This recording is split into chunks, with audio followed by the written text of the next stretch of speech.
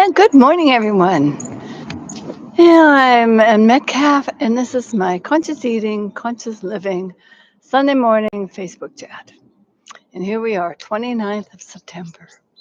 And for those living on the North Pacific, Northwest Coast, it is getting chilly in the mornings. And today we have a beautiful, beautiful day. And I want to talk to you about heirloom tomatoes and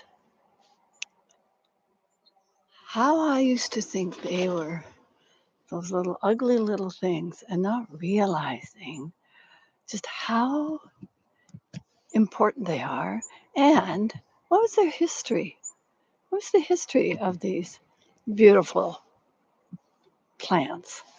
Um, and it turns out that the tomatoes that I planted this year were mostly heirloom. I had no idea. And I didn't have the knowledge, I didn't have the background history. And today it's with gratitude and appreciation and I am realizing how important they are to the home gardener. How did these heirloom tomatoes get started? Well, they were native to Mexico, Central America. They were cultivated by the Aztecs and Incas as early as 700 AD. After the Spanish conquistadors brought it back to Spain in the 16th century, it spread to Portugal, Italy, Europe, and other places. And tomatoes were not used in American kitchen gardens until the mid 1800s, although Native American tribes and Creoles of New Orleans had used them for centuries.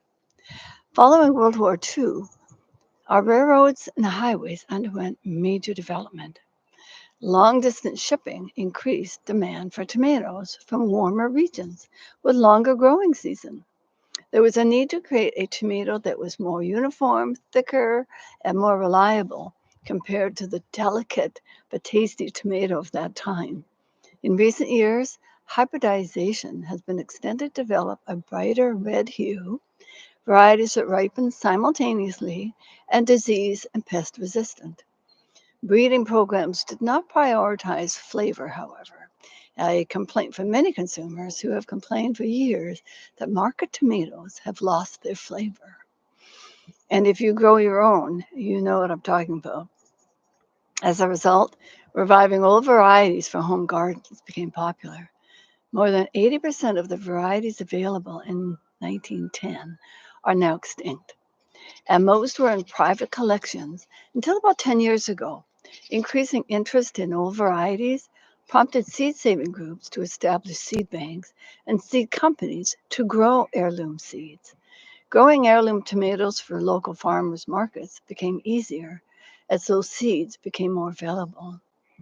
Heirloom tomatoes are open pollinated varieties passed down through families, ethnic groups, religious groups, or tribes for at least 50 years. Interestingly, some of these tomatoes can be found in specific time periods, such as old seed catalogs, garden books, journals, cookbooks, or even old photos. Imagine these fruits as a living history, growing through centuries for us to experience today. These seeds are what make an heirloom tomato. It's the seeds in them because you collect the seeds. Farmers collect the best tomatoes from the plants that produce the best fruit every season. That's what the hybridization process, you pick those varieties that, the color or the texture or the number of seeds in them. And you can uh, you can select for desirable traits like the juiciness, the size, or even the color. Open pollinated varieties produce offspring that are identical to their parents. By preventing cross pollination, the less than seedy seeds that an heirloom has can be saved that produce identical tomatoes year after year. They can be classified as family or commercial heirloom, mystery, or created heirlooms. Their shelf life is usually shorter. They tend to be less disease resistant than hybrids, and there are often deep cracks and bumps on them, making them look ugly. Heirlooms can be variegated in shades of brown, purple, yellow, and pink. And I actually have one that's called a black cherry. I am now appreciating all those curves and cracks as part of their divine design, kind of like us humans, appreciating each other with all our quirks that make us human, divinely designed by the Creator Himself. Heirloom tomatoes provide a vast number of nutrients, including potassium, niacin, vitamin B6, and folate, and the cancer fighting antioxidant lycopene. Since they're picked when ripe and spend little time traveling from farm to plate, these nutrients are readily available to nourish your body. There's a growing selection of heirloom seeds available to the public. New immigrants to the US and Canada bring their favorite seeds, adding to the collection of traditional varieties grown by Native Americans, Mennonites, and the Amish. Recently, heirlooms have been imported from Russia, Germany, Italy, France, and Czechoslovakia. Each year, new ethnic discoveries are made. Why grow heirloom tomatoes in your home garden? Well, the flavor, they can be sweet, tart, acidic, juicy, or just that old-fashioned tomato taste. You pick up a tomato and you can just smell it, and you know that, oh, this is going to be a tasty tomato. The color varieties include purple, pink, yellow, orange, dark maroon, green, one ripe, striped, marbled, and red. The round red tomatoes that we have today were not common among the many varieties grown at the turn of the 20th century.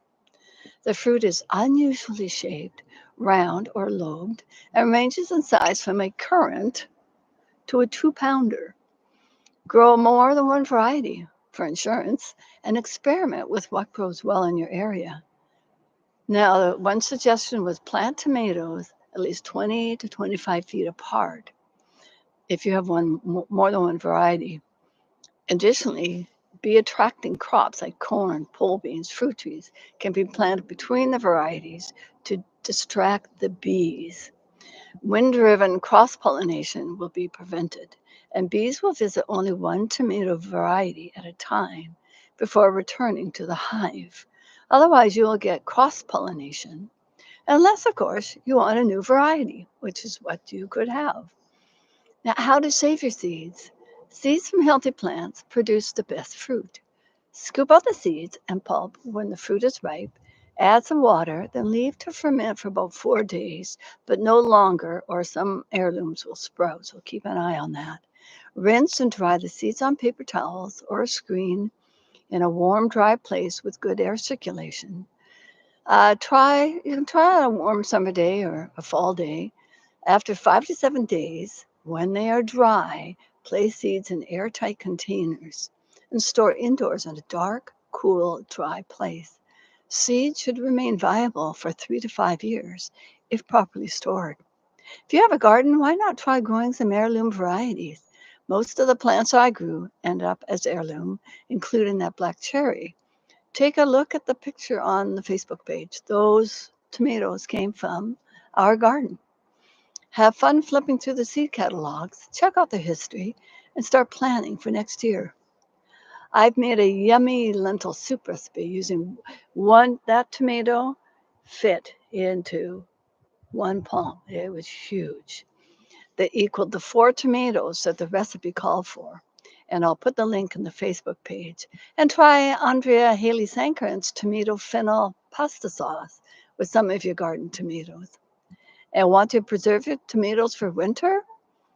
Um, I'll put that link in there as well. And here are 8 ways to store away those tomatoes. Can them whole, slow roast them, dehydrate them, freeze them, make marinara sauce, make some salsa, tomato puree, and make some tomato juice. So whatever your choice, have fun in your kitchen. And check my Friday food gems on my app, Authentic Sacred Design. New recipes each Friday. And if you become a monthly member, you can access all the recipes anytime you want. And I'm always adding them. And my recipes are probably mainly vegetarian, a few vegan, because for me, that's kind of my food choice. So if you want the meat varieties, and you can just check Google yourself. And there's many courses and other resources that you would have access to as a member. What you do is you choose topics on the home page, then click on Fun in the Kitchen, and you'll find the recipes posted each Friday. Enjoy. And if tell me your stories. What are your heirloom tomato stories? And post them on the Facebook page, or you can email me at rosiesjoy11@gmail.com. Just namaste to all of you. Have a wonderful, wonderful Sunday. Remember to smile and smile from your heart, because that is how we are going to light up our world. Turn off the TV, go out for walks, and just enjoy the fresh air, enjoy nature. We know that nature is healing. It's just the eyes and ears, what we see and hear, and with the food we eat, the taste, the beautiful taste of food. And even if you live in an apartment, you can get pots that you can put on your apartment and grow just a few things. You could grow one variety of tomato with make a lettuce garden. There's a bit of green onions and parsley, and play with it. Or invest in and look for community gardens. They're popping up all over the place. And it's actually kind of an economical way to grow your own food if you don't have a backyard. So, loving all of you until we meet again. Thank you.